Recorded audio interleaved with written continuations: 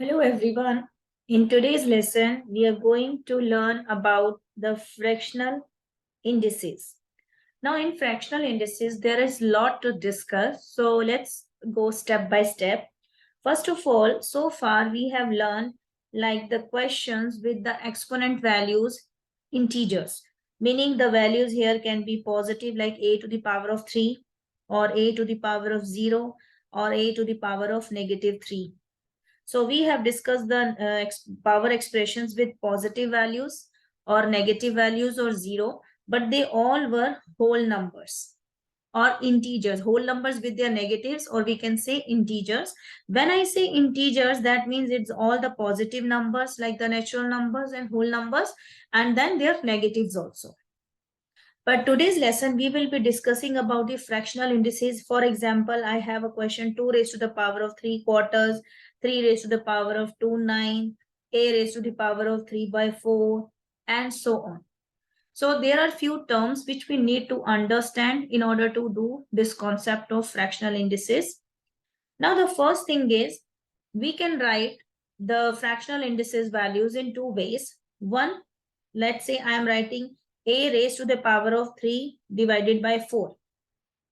Or let's say we take a simple example. I have a raised to the power of 1 by 4. This is known as exponent form. This is known as exponent form. Fractional indices, they always represent roots. I will explain you like square roots, cube roots, fourth root. For example, if I have a raised to the power a half, so this is like a square root. This is a square root form.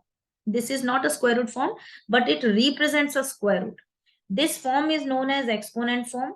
And if I have to write this a to the power a half in a square root form, I can write it like this. A, and here if you want, you can write a small 2, or even if you don't write anything, so by default it is a square root. When you use this symbol, this is when you write any expression with this symbol, this is known as the radical form. So whenever you have the power expressions with a fractional index value, we can represent it in exponent form, this format, or we can represent it in this format. This is called radical form. You don't say this is always a square root form, because it can be a cube root, it can be fourth root also. For example, here I have a to the power a half. This is a square root, but this is the exponent form here. Then I take a to the power of 1/3, which is called a cube root. Then I take a to the power of 1 over 8, which is known as like 8th root of a, 8th root of a, and so on. This is the exponent form. Now I can represent the same numbers in the radical form. So radical form means we have to write this way. Because it is 1 by 2, so this 2 we just write it. We need not to write it. By default, it is 2. If I have to write cube root, so I will write this sign of this one, this sign, and then a, and here it is cube root, so 3. Don't write 1/3 and a. No, that will be not correct. So it is 1 over 3, a fractional index value, so it represents a square root. The denominator part, not the numerator, denominator part will be gone here. Now it is 1 over 8, so 8th root, so that 8 will come here. I hope this point is clear. Let's try some more questions like this. For example, I have b to the power of 1 over 16. So this is the exponent form. This means it is 16th root. This denominator will tell us which root it is, 16th root. And I can represent it here is b, and here is this small 16. Denominator will go here. Now, what if you have b, but here you have not 1 in the numerator, but something other than that. Let's say we have 2 over 5. Now, this is the exponent form.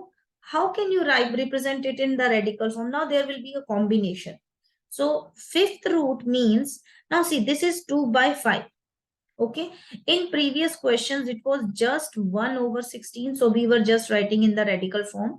But when you have a fraction and which is a non-unit fraction, non-unit fraction means the numerator is not equal to 1. Numerator is not equal to 1. In that case, how we can write it, how we can understand this b to the power of 2 over 5? It means the fifth root of b and then whole square because of this 2. Now I will explain you how did I write it. For example, we have b to the power of 2 fifth. We will continue this. Now this power is 2 over 5 and we know that 2 over 5 can be written as 2 over 5 minus 1, or even we can write 2 over 5 as 2 times 1/5. Right? Now here I got a unit fraction and this is 2 times 1 over 5. So whenever you have a non-unit fraction, you can further break it into two parts, one fractional indices and one a normal index value. Now we know we have done this property that if you have a to the power of b, a power expression, and then if it is raised to another expression, another power, so this is a to the power bc. So same thing we are going to use here, but we will be using it in reverse order. Meaning we are given this part, we have given b raised to the power of 2 over 5. So I will split it as b times 2, b to the power of 2 times 1/5, or I can write it b to the power of 1/5 times 2. Either way you can write. Now you can keep this part inside. So it is b to the power of 1/5 and whole raised to the power of 2. Because here the powers are in multiplication, so we can always write this way. Now we know that b to the power of 1 over 5 means it is a fifth root of b and then whole square. Let's try some more questions to understand this whole concept again. For example, I have 2 raised to the power of 4 over 2. Let's say not 2, but let's say it is 4 over 21. Okay. So here again, I have a fractional indices and this fractional index value is not a unit fraction. It is a non-unit fraction because the numerator is not 1. So I can always use this property that a to the power of bc is a to the power of b raised to the power of c. So I will write it 2 raised to the power of 4 times 1 over 21. Or you can write it 2 raised to the power of 1 over 21 times 4. Now, because this is a fractional index value, we can write it like this also, applying this property. Now, this exponent value is a fraction. So you can write it as a square root form. Here is 21 and whole raised to the power of 4. We always use this process to solve the fractional indices. Now, this was all about concept. Now, let's do some actual questions. For example, you get a question 25 whole raised to the power of 1 over 2. So basically, it means it is because it is a unit fraction and they represent the roots. So I write it in a root form. And then I know square root of 25 is 5. So this is the answer. You can do it directly also if you understand. If not, then you can represent it this way and then you can go to the next step. For example, I have 64 raised to the power of 1 over 4. Now 1 over 4, again a unit fraction. It is an exponent. So it represents a root. It represents fourth root. So 64, let's make it 3 instead, because then we will be getting a fixed value. So that means it is a cube root and cube root of 64 is 4. Okay. How it is 4, that I will be creating another video where I will explain all these things. Okay. So cube root of 64 is 4. Now let's say we have a question 64 raised to the power of negative 1/3. 64 raised to the power of negative 1/3. Now I can see I have a fractional index, but this is negative also. So the first task is to make the exponent as positive, to make the exponent value as positive. So for that, what I need to do, because this 64 power expression is in numerator, so just shift it to denominator. Make sure you make just this negative to positive. Do not write it as 64 to the power of 3. That would be wrong. Only the sign of the exponent will be changed, but do not flip the exponent. The power expression will be going to the denominator. It will change its place. Now we know it is 64 raised to the power of 1/3, and 1/3 is a unit fraction, and it is a fraction, so it represents a root. Because the denominator is 3, so it is a cube root. So this will be written as 64 to the power of third root, which is cube root, and that is 1/4. And you can leave it like this if nothing is mentioned that you have to give answer in this form or that. Okay, let's do some more questions. For example, I have 27 over, let's say we have 64 raised to the power of 2 divided by 3. Here I have a fractional index value, and here I have a fractional power expression. The base is also a kind of fraction.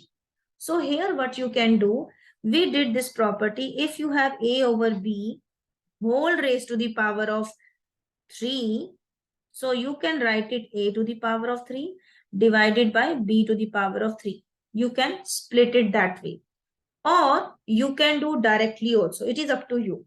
Meaning you can apply here directly that 27 over 64, because it is a non-unit fraction.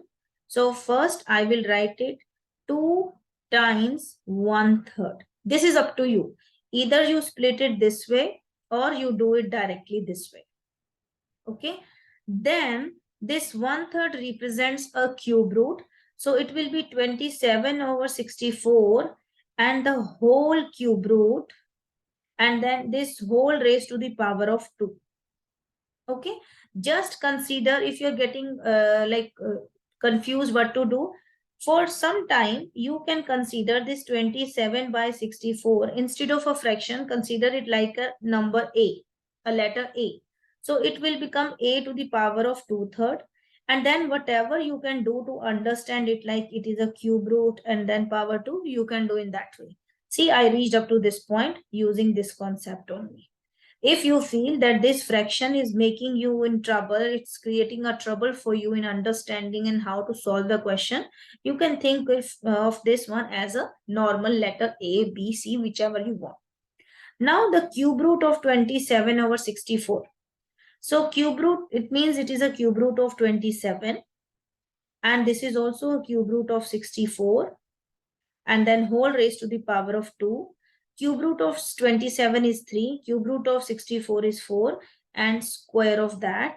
And this is equals to apply this property. So it is 3 square over 4 square, which means it is 9 over 60. I hope it is clear. Next, let's say some more questions. For example, I have 243 raised to the power of 1/5. Okay, so I have 243 raised to the power of 1/5. And then how can I solve it? Because it is a fractional index value, a positive value. So this will represent a root, and this is a unit fraction. So I can directly write it 243, and this is a fifth root of 243. And fifth root of 3, if you multiply 3 5 times, 3 times 3 is 9, 9 times 3 is 27, 27 times 3 is 81, 81 times 3 is 343. So this will be equals to 3. Fifth root of 243 is 3. Now let's say the same question comes, but with a negative exponent value. So the first what you need to do is to make this exponent value positive. So this is in numerator. So bring it to the denominator, make the exponent value positive only. Do not make it 3. The positive exponent value still remains 1/3. Still, 1/5. Still, it will represent a fifth root. So this is 1 over 5th root of 243, and that means it is 1 over 3. Okay. Let's take one more question, the same kind of question here. Let's say we have 1 over 243 raised to the power of 1 over 5. So again, you have to make this exponent value first positive. Even if it is fraction or non-fraction, we have to make it positive first. So now this 243 is in the denominator. The power expression is in denominator. Shift it to numerator. So 243 to the power of 1/5. See, it remains 1/5, not 5. So then it is 243 whole raised to the power, here is the 5th root. This is a small 5 here, and this is equal to 3. What if you have 2 over 243 raised to the power of 1 over 5? Still it is same, just 2 will be in multiplication. So it will be 2 times 243 to the power of 1 over 5 positive. Then 2 times 5th root of 243, and which is 2 times 3, and that is equal to 6. Okay. Now let's take one more question. For example, I have 9x squared y over 3xy the whole square and whole raised to the power of 3/2. In this case, what you can do, there are multiple ways to do this question. Here I can see, always try to simplify this part. So first I try to simplify this part. So this is 9 times x squared times y over 3 times x times y squared. So 3 ones are 3 and 3 threes are 9. So it will be 3. And here x square and x, you can apply the index law. So 2 minus 1 and y raised to the power of 1 minus 2. So this is 3 times x times y to the power of -1. And make this y to the power -1 as positive. So this will be 3x over y. Now we had the exponent value 3/2. Now you apply this 3/2 exponent value.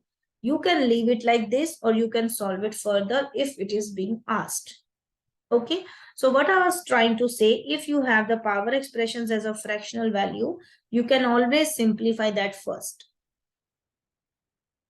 Okay. So this was all about our fractional indices. I will make one more video where I will give more examples of only the fractional indices, how to solve them.